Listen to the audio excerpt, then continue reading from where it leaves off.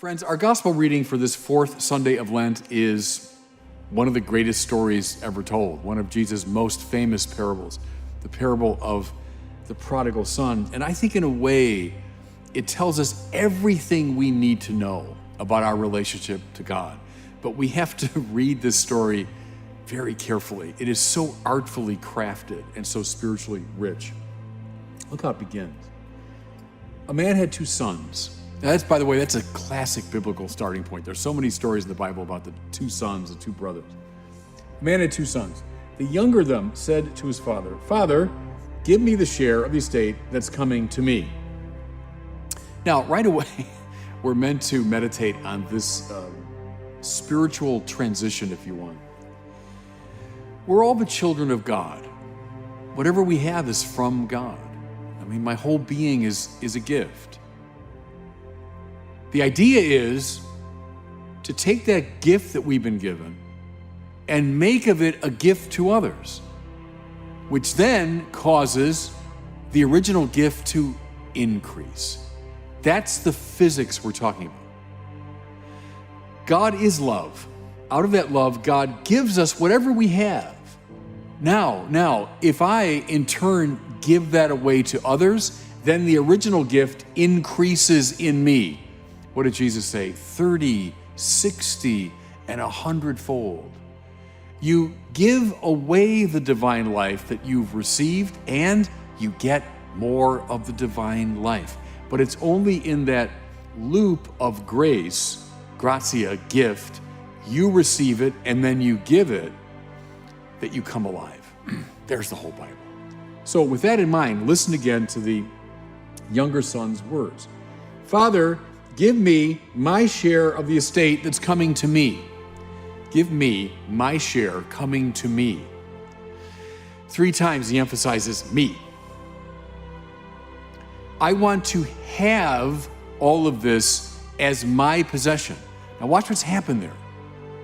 Instead of giving the gift that he's received, he wants to hang on to the gift as his possession. What does that do? It interrupts the loop and the flow of grace. And therefore, the divine gift stops being what it's supposed to be.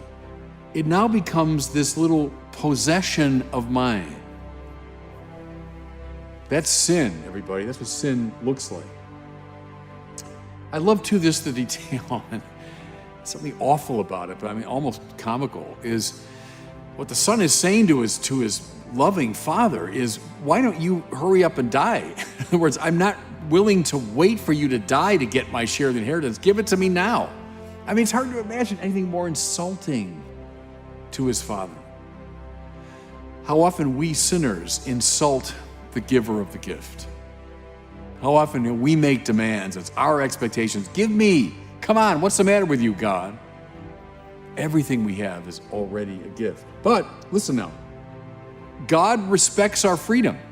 So when we turn rebellious against God, I mean, he doesn't turn us into puppets. He lets us feel the consequences of our decision. So we hear the father divided up the property. Is this what he wanted? No. But it's what his son demanded, and so respecting his freedom, he lets it happen. Well, it's the tragic moment, isn't it? The tragedy of sin is all there. God's grace, by our rebellion, turns into our property and a possession. We lose our way. Now look how beautifully this story recounts this. Where's the son go? Well, it says in our translation, he wanders into a far country. I love the Greek, though, that's behind this. The Greek says he goes into the Kora Makra. What's Makra? Big. Macroscopic and so on. What's the Kora? It's the open space. He goes, in other words, into the great emptiness. What's the source of fullness in life? When he's connected to his Father. When he receives the gift from his Father, gives it as a gift, he then is planted in a place of spiritual life, abundance. But when he turns the divine gift into his own little possession, he ipso facto, by an inevitable spiritual physics, wanders into the Cora Macra, the great empty space. Now, fellow sinners listening to me right now, you know exactly where he went, because we've all been there. Whenever we reject the divine grace, that's exactly where we wander, into the great emptiness. Now, look what happens there. He quickly, we hear, squanders all of his wealth. Well, of course he does, because he's violated the law of spiritual physics. How do you keep the divine life? By giving it away. There's the whole spiritual life. There's the whole Bible. How do you keep the divine life? You give it away. When you try to turn it into a possession, you inevitably lose it. It's the high paradox. And Jesus says it all the time. The prophets say it all the time.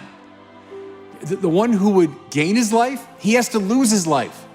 You try to cling to your life, you will lose it. Same principle here. Same principle. It's the dynamic, the spiritual physics of the Cora Macra. The tighter I cling to it, the less I have it. He hires himself out to feed the pigs. Now, we see that as bad enough, but you're a Jew now in the first century? The pigs? This unclean animal? That's where he's been reduced now. That he's hired himself out to feed pigs. In fact, he's so hungry that the pods he's feeding the pigs look good to him. He's hit rock bottom. That's what we're saying here. Anyone that's been through a 12-step process knows what I'm talking about there. To hit rock bottom when you know, look, it can't get any worse. I love the fact here in the Cora Macra, it's all about hiring. It's a purely economic sort of relationship. No one's giving him anything. He's not giving anything in return. It's all a matter of strict economics. So it goes in the land of the Cora Macra. Having hit bottom, he realizes, I'm lost. I mean, look, even my father's hired hands have more than enough to eat. Here I am longing after what I'm feeding the pigs. And so he makes the journey back. Now, fellow sinners, this is beautiful, isn't it? There's always the possibility of coming back to God. Never, ever feel, I'm so deep in the Cora Macra, I'm so deep in despair and lost that I can't come home. No, you can always come back. But you gotta summon the courage. I mean, it's very important, isn't it? I mean, God isn't just gonna do everything for us. I mean, we have to summon the courage to get up and make our way back. But then that beautiful detail, while he was still a long way off, the Father sees him. How many of us are caught in finally a deist understanding of God as this distant first cause or distant force? Or even worse, God as a sort of harsh moral lawgiver that's just waiting for us to make a mistake and pounce on us. No. Those are awful, unbiblical understandings of God. What's God like? He's like that father who sees the son a long way off. What does that mean? It means he's been looking for him. He's been looking for him ever since the son left. There's never been a moment, never a day when the father said, good riddance. This kid that insulted me and he took whatever I'd given him. And the heck with him. No. Waiting for him, watching for him, looking for him. That's what God is like. Fellow sinners, what good news for us as we make our way back. We know that we've got a God that's been looking for us. And then this detail, which I love, and we're going to, I think, miss the significance, but first century Jews didn't.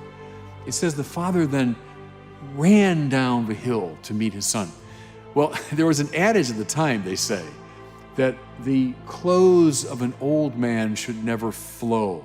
And what that means is, you're an old man, you're the respected elder in the community, you sit in place. And, the younger ones and the servants and so on, and your children and grandchildren, they come to you. And that's appropriate. The old man should sit there, not exerting himself, but people should come to him. Well, here's this image now of this older man, this father, and he's running down the hill with a reckless abandon, throwing caution and respectability to the winds. That's what God is like, everybody. That's what God is like as he runs down the hill to greet us. And then we hear beautifully, put a ring on his finger. Well, what's that? It's a wedding ring. What does God want? This is Bible from page 1 of Genesis to the last page of Revelation. God wants to marry his people. Isaiah told us that. Jesus comes as the bridegroom, the church is his bride. Right? That image runs right through the whole Bible. What's sin? Sin is a breaking of that marriage relationship. It's a rupturing of it. So now the son that comes back seeking forgiveness, well, the father puts a ring on his finger, the ring of marriage, of healed relationship. What does he say? This son of mine was dead and has come back to life. See, where do you die spiritually? In the Kora Makra. And when you cling to the divine life, try to make it your own possession, that's how you die spiritually. How do you live? By coming back into this graced relationship with the Father. And so, yes, you've got the ring back on your finger, and yes, you were dead, but now have come back to life. Beautiful, beautiful. And many of us in reading this great story stop there and say, well, isn't that enough? Well, no, because the last part of the story, in many ways, is the most important, I think.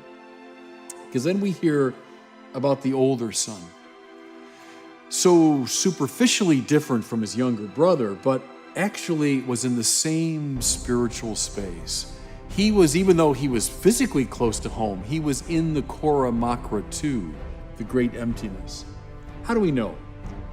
Well, listen to his language when he finds out that the father has killed a fatted calf and put a ring on his son's finger and is having a celebration. What does the older brother say?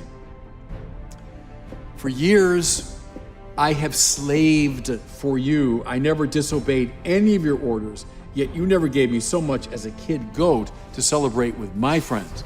And then this son of yours comes home and you kill the fatted calf. Well, look at the language again. Slaved for you. I've been your slave. You're my master. I've never disobeyed you. It's a relationship of command and obedience. I mean, even though he's physically close to the Father, he's completely missed the Father's spirit. He insists on being in this kind of purely economic relationship to him. Of exchange. You do this, I'll do that. You're good to me, I'll be good to you. See, that's all Kora Makra language. That's all the language of calculation and hiring and firing. No, that's not how God wants to relate to us. Rather, in this loop of grace, I give. You find a way to give it away, and I'll give even more. Now we're talking. Listen what the Father says. My son, you are with me always, and everything I have is yours. If you could only believe it. See, that's the problem with the older brother. He can't believe it. Everything I have is yours. Don't you get it? I'm all about the giving of gifts. God gains nothing from the world. How could he? He created the whole thing. God doesn't benefit from us. Rather, everything we have is sheer gift. Everything I have is yours. If only you could believe it in your heart and then find a way, listen, to conform yourself with that same manner of being, giving away what I've given to you. You'd find your whole life is like a great celebration. Your younger brother was in the same mess you were, but he's come back to life. Implication to the older brother, it's time for you as well. Now, does he respond? We don't know. We don't know. We're both these brothers, all of us sinners. Can we find the right way to relate ourselves to the God who is nothing but gift-giving?